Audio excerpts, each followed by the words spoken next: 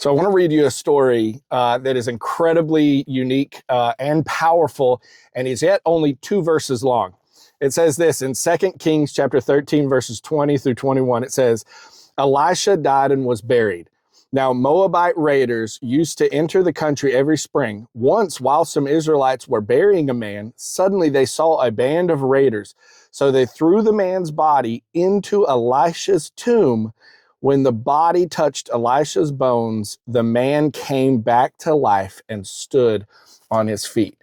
Now, this story is incredibly powerful, unique. The fact that this guy was thrown in and he touched Elisha's bones and came back to life. But this story is actually a picture of God's promises.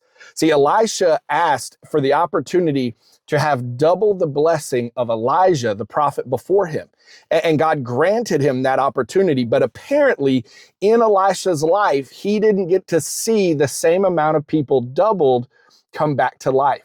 And so God, showcasing himself as a God of his promises, a God of his covenant, still fulfilled his promise even after Elisha had died.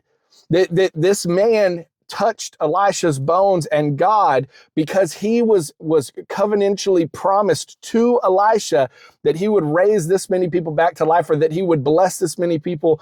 It's an incredible picture of God's powerful love for his covenant with each and every one of us. And that's why it's so important to read the Bible and so important to learn God's promises for us, because there's one thing that God can't go back on. He cannot go back on his word. He cannot go back on his covenants. And so it's an incredible picture of God's love and his continual provision even after our death, that God will always remain true to his word.